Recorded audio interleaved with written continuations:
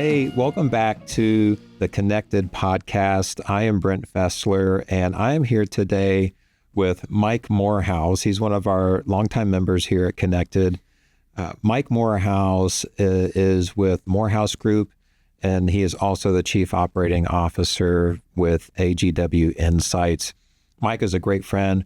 We have had some incredible conversations over the last couple of years, nerding out on everything business, leadership, people, flourishing. And on our last episode, Mike, welcome. First of all, welcome. Good to be back. Good to be back. I'll be back.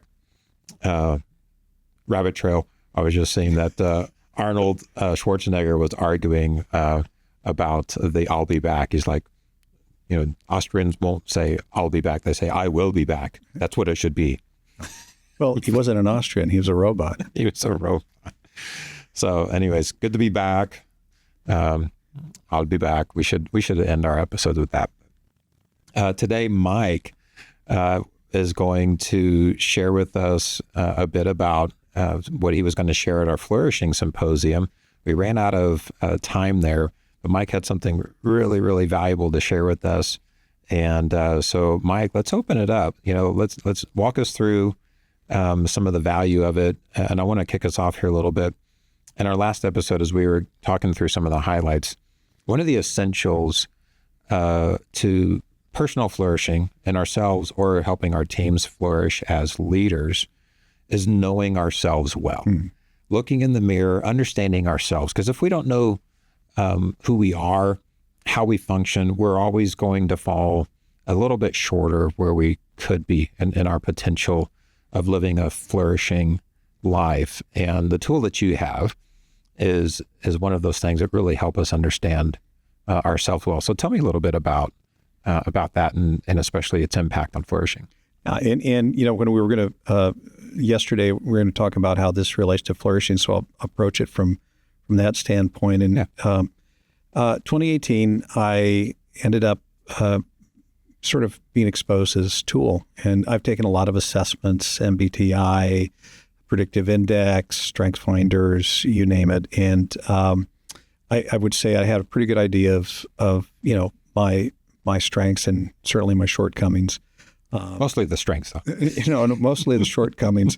But one of the things that happened to me when I ended up taking this assessment, we do a read back when we finish it. It's sort of an interpretation. It's sort of a walkthrough, and the idea behind that is to interact with the person that's receiving the information. You're validating the accuracy of it. It's somewhere between 90 to 95% accurate. That's crazy. It is. And the great part about it is because of the science. And what was different about this is if you take predictive index, which is probably one of my favorite ones that's out there, it'll tell you what your traits, needs, behaviors are. It may even tell you how you may interact. Not a lot. It doesn't give you a lot of detail, but it doesn't tell you why you are the way you are. And that was the difference for me. One of the traits that I have is I get bored very easily, and I need a cognitive challenge, and that's manifested itself in, if I have a job, I have ran a nonprofit, I end up having projects, I've always got something going. And, in the business world, I've either started something or fixed something. And so if maintaining something is horrible for me. Have you killed anything yet? I haven't killed anything yet, but being in the mortgage business, the environment killed a couple of companies. But when you look at it, you say, well, why can't I just stay and maintain things? Because I need to be cognitively challenged. Okay. And I always looked at that as a little bit of a personality defect. Well, it turns out that that's just the way I'm wired, and I'll get into it.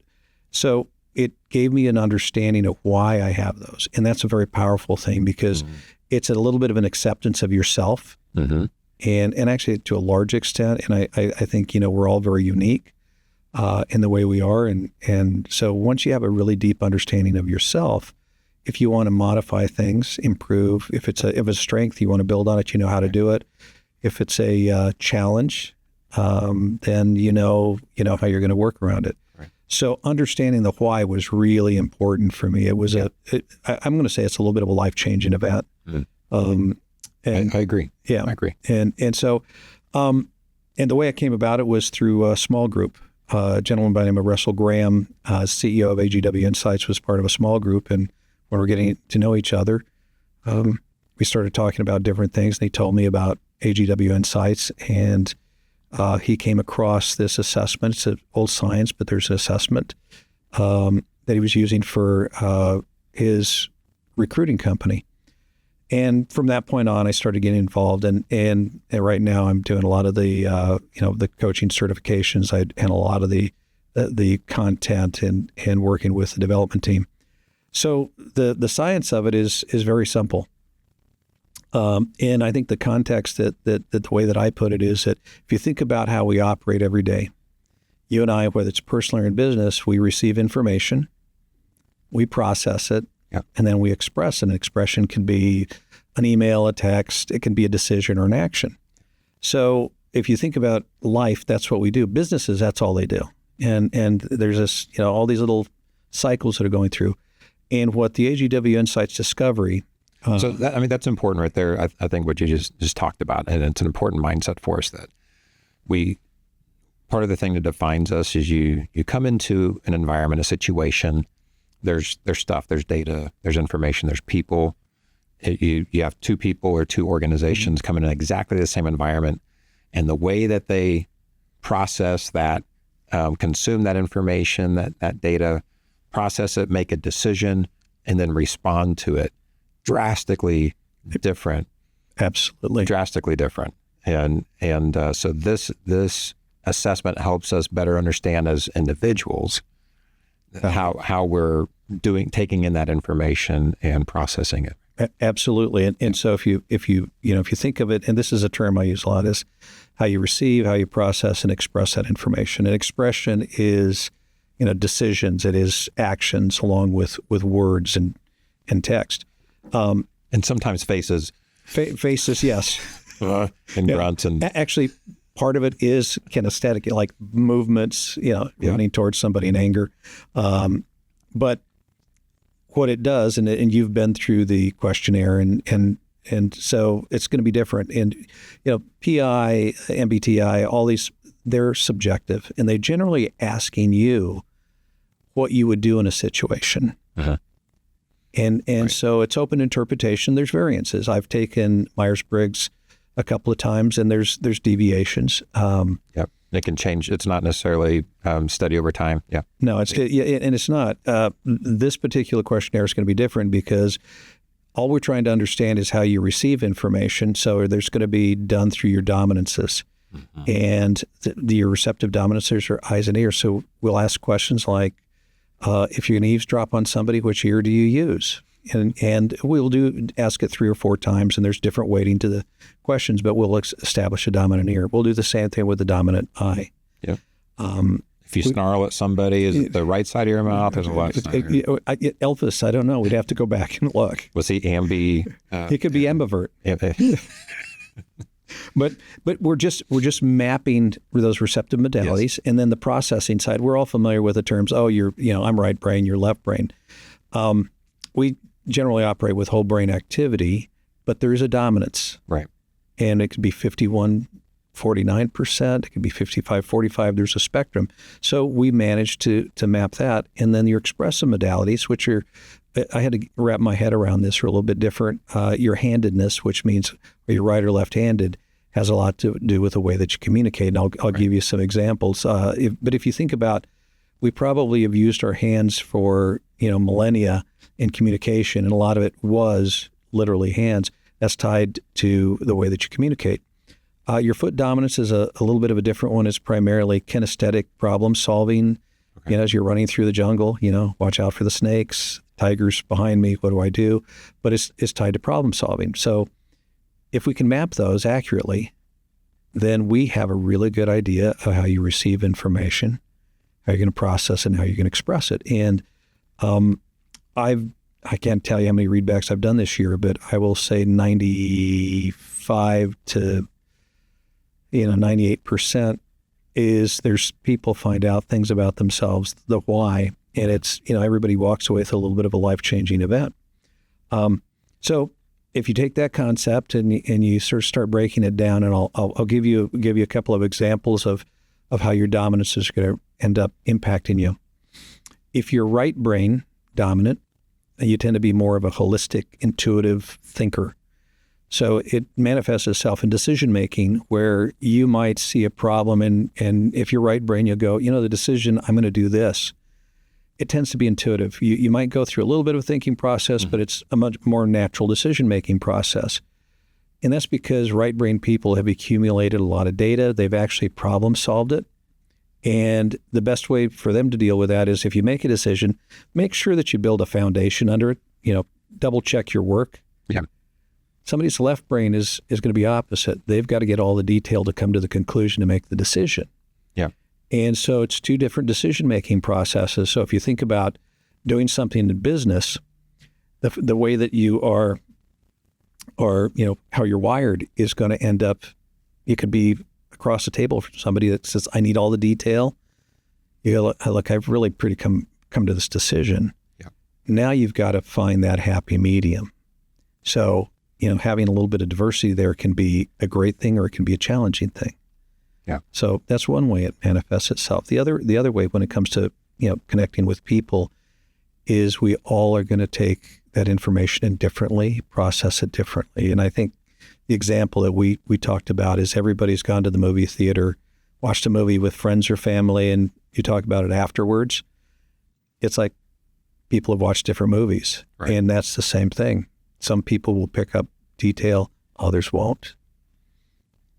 Yeah, I know when I watch shows with my wife, my beautiful wife, Kirsten, she's a lot more relational, and she's paying attention to relationships and not so much the details. And we're watching a thriller where the details are really important. Like, you need to know, something just happened, or some technical thing just happened, and that data goes by, and she misses it because she's paying attention to the relationships, how people are relating on camera. So we got to hit pause and well, here's a detail that you missed, and I'm like, and does she appreciate that? Is really the question.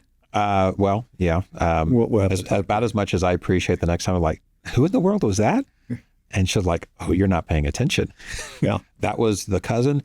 That's the ex-boyfriend, or whatever. She's paying attention to those relational things as well. But it's kind of fun to together, we have a complete TV watching experience. Yeah. It's much better when we're together. But it's not frictionless, right?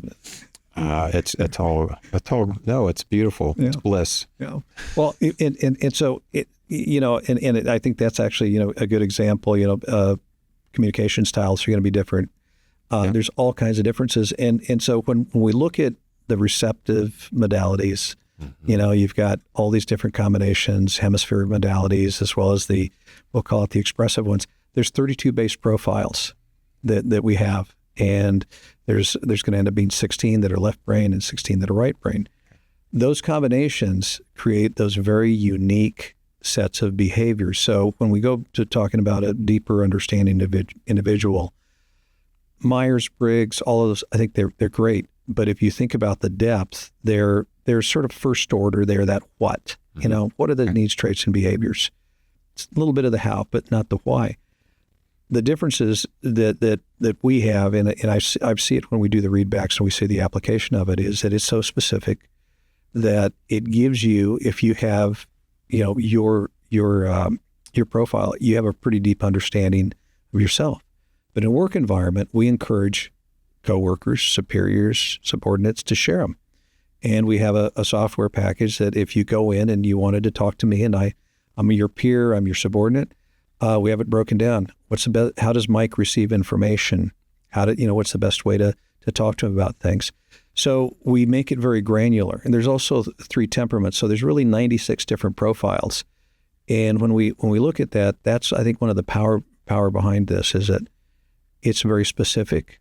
People are all very unique, and they all have their own needs, traits, and behaviors. They have their strengths, which can be challenges in the wrong context. Yeah. So I'll give you an example. I think you and I share a same profile. We pick up information very quickly. That's a strength. Except we get impatient with people that don't. Mm-hmm. So that strength becomes a challenge.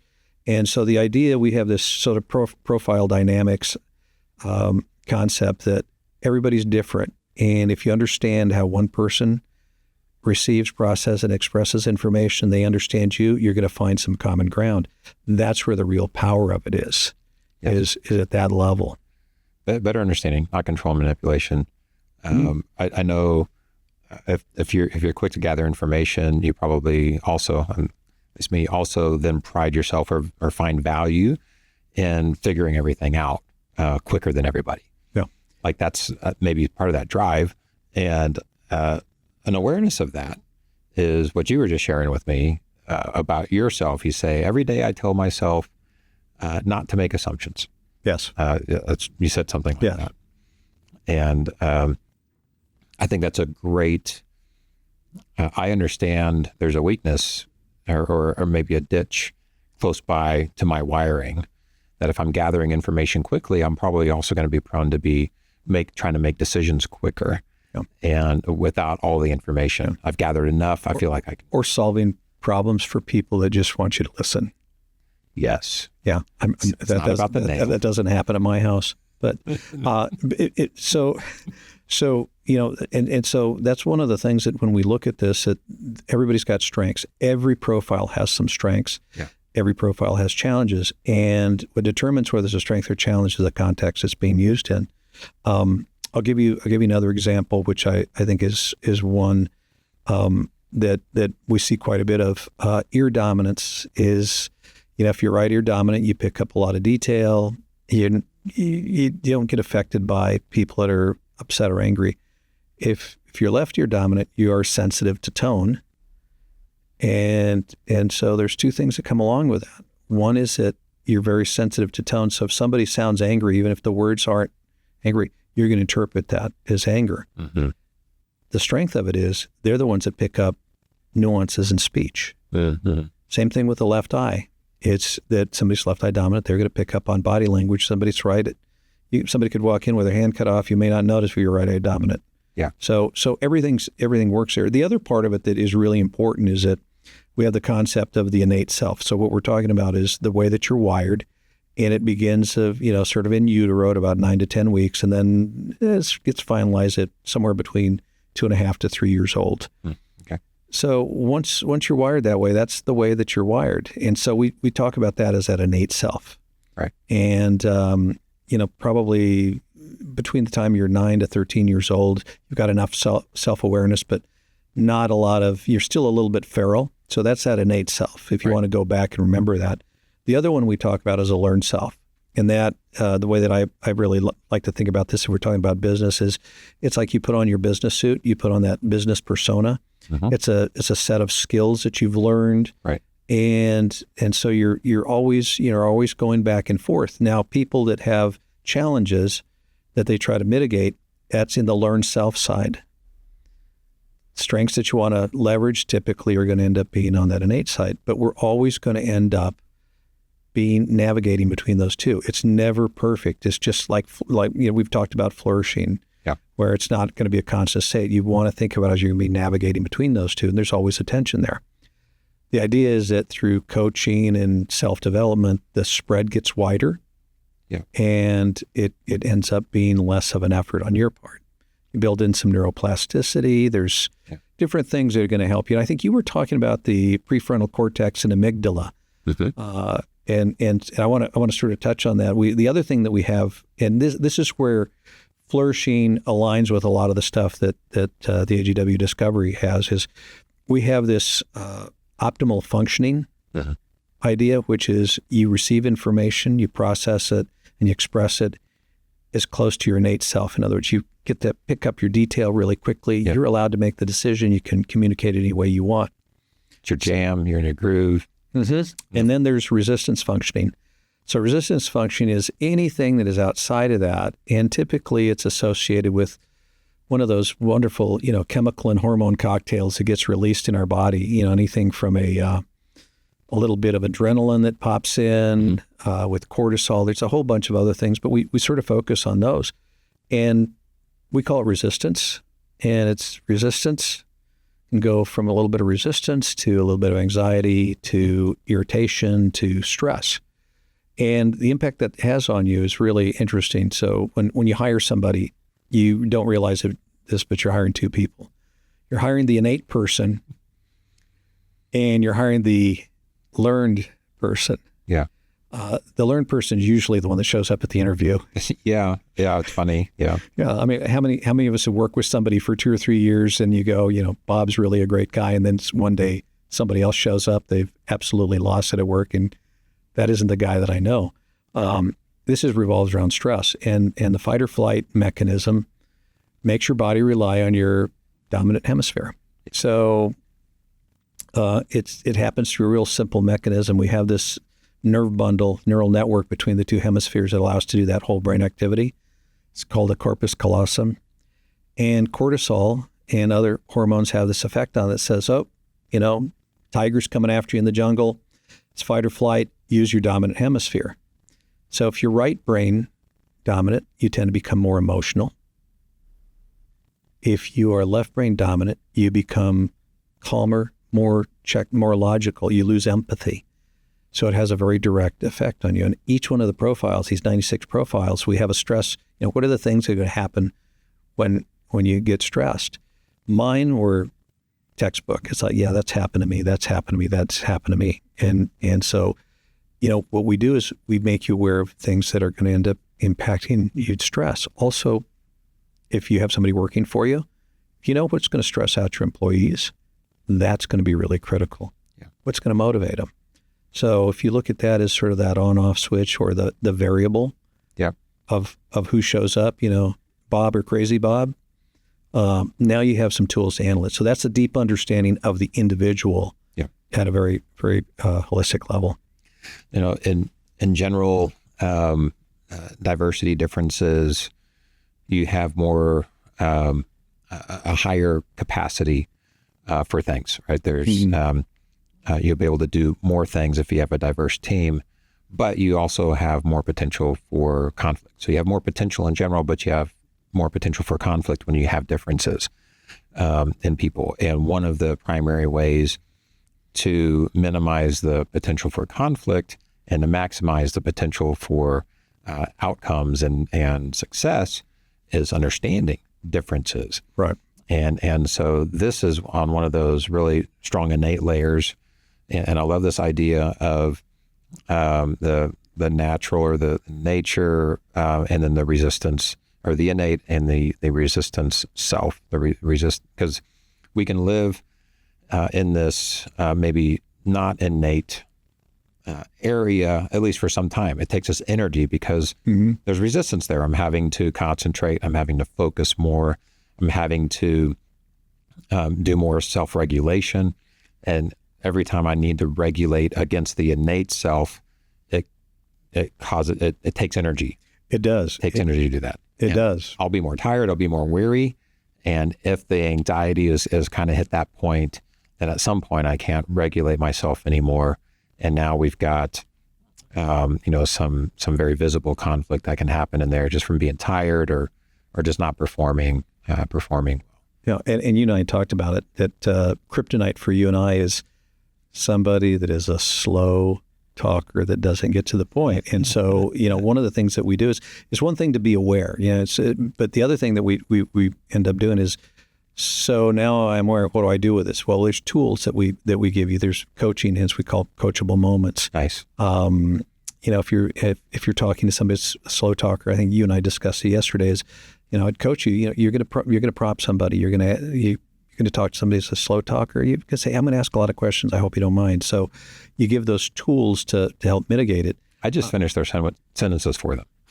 No, that's it. It's one of the things in the profile is it may interrupt others or tell them to get to the point.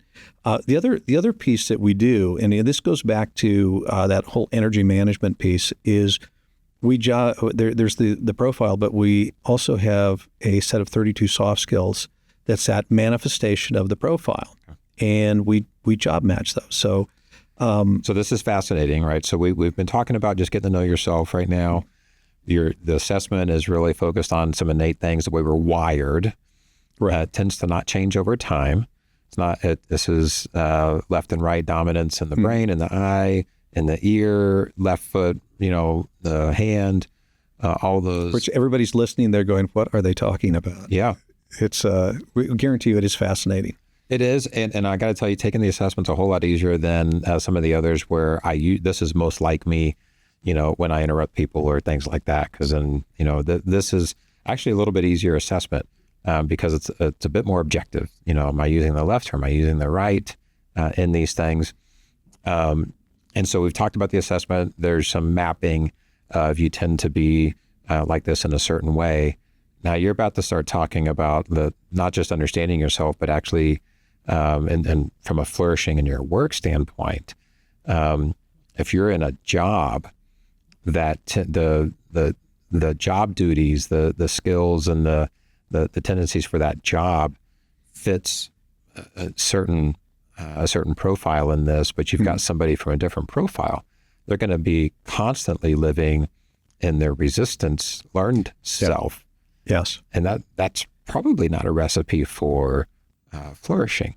It's not. And there's, the way it's broken down, there's 32 soft skills, and we'll use an, real simple one. The first one is persuasiveness. There's some profiles that are innately persuasive and some that are not. If you're somebody that's not, and you've been put in a sales role, you are going to struggle. If you are somebody, you're a persuasive person, you're not going to struggle in a sales role. You may get bored with it because that may be an issue you deal with. But in persuasiveness, you're going to end up doing well. We map those 32, and when we go to a company, we'll ask them, which ones are important. Even though we map 32, a company may come back and say, look, only these 10 are important. That's what we're going to judge people on. But you're going to get the full spectrum. And so what we look for are going to end up being areas of concordance.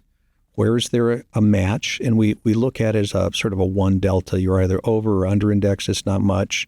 If it's 2, we'll have a talk about it, because these are innate skills. You may have, the learned self maybe have compensated for that. And then if it's 3 or more, we have a much deeper conversation. But what it allows you to do is you see where the job fit is and think of it from the standpoint of if there are gaps that need to be addressed. Now it's no longer having a conversation about, I think I need to work with Brent on these things. You're going to know very specifically. So it is very targeted and it can be very effective. Nobody's ever going to be 100% fit. And there are going to be companies that come in that say, you know what, we need to have the it's called Elevate Pro, is the Elevate Pro assessment or discovery. Come in and they have a whole group of people there. They don't want to get rid of them. And so there's two ways you can do it. You can train to fit or hire to fit. And existing companies say, look, we have a great group of people, great culture, but we need to sharpen up. Brent needs to do this, Bob needs to do that, and Mary's got to do these things. Now it becomes very targeted. And if you're hiring for fit, then that becomes a lot better. We also end up giving you interview questions. So if somebody isn't highly persuasive, one of the questions is that we have an interview is tell us a time that you persuaded somebody to do something that they didn't want to do. So now, and we use that STAR method to be able to dig a little bit deeper. So you're a company, you're a hiring manager, you're looking for an engineer, or you're looking for a salesperson, or you're looking for a customer service rep, or a manager or project manager or things like that. You develop a profile based on those positions, and you have some stock ones of those, but you can customize them to the actual company and modify them a little bit. And then instead of just trying to be a really good interviewer and figure out if this person's going to be a great fit or a high performer in the job, you also have this filter where you can give this assessment to your applicants. Yes. Right. And get a fit +1, -2 on whether they're a great alignment with the ideal profile for that position. Yeah. And also if you're also promoting, let's say that you're promoting somebody as a good salesperson, they're going to be a good manager. So it allows you to evaluate them. it's not a way to disqualify people. It's a way to understand them. And there are people that are going to have some big gaps, but they have a lot of social capital in the company. Maybe they have relationships with customers. It allows you to train them at a very, very deep level.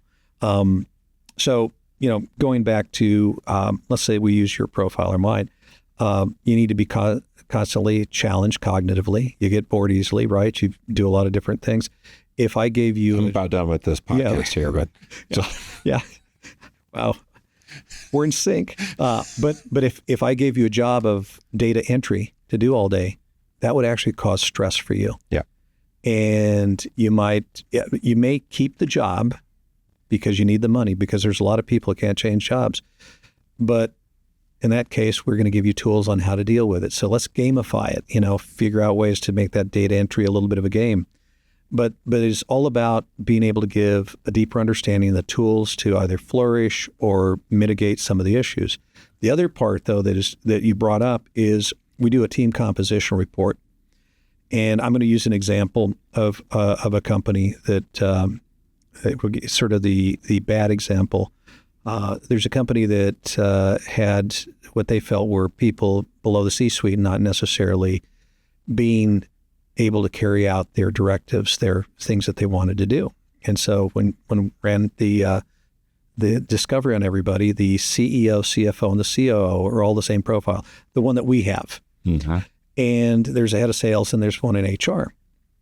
So they probably get along together okay, but get nothing done. Well, it's they highly persuasive, innovative, conceptual thinkers. It's all basically and resilient. So you get knocked down, you're going to bounce back. And handsome as well, right? That's part of the profile.